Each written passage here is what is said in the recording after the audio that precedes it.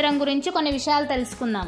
ఈ అయోధ్య రామ మందిరం అనేది సాంప్రదాయ నాగర్ శైలిలో ఉంటుంది. ఈ ఆలయం పొడవు 380 అడుగులు, వెడల్పు 250 అడుగులు మరియు ఎత్తు అనేది 161 అడుగులు ఉంటుంది.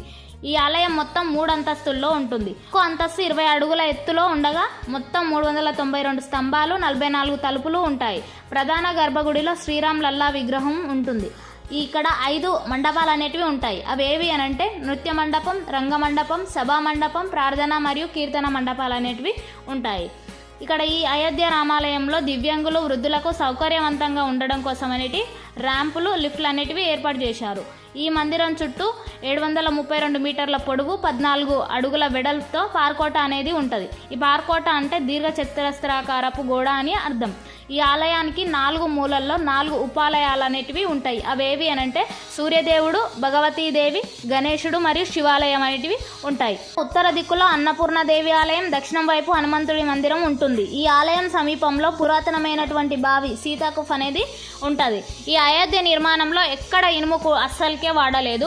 ఈ పునాదిని 14 మీటర్ల మందపాటి రోలర్ కాంపాక్ట్ కాంక్రీట్తో నిర్మించారు. ఇక్కడ గ్రానైట్తో 21 అడుగుల ఎత్తైన పునాది నిర్మించారు.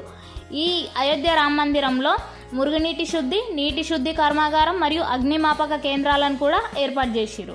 ఈ మందిరాన్ని పూర్తిగా భారత సాంప్రదాయ మరియు స్వదేశీ సాంకేతికతను ఉపయోగించి నిర్మిస్తున్నారు.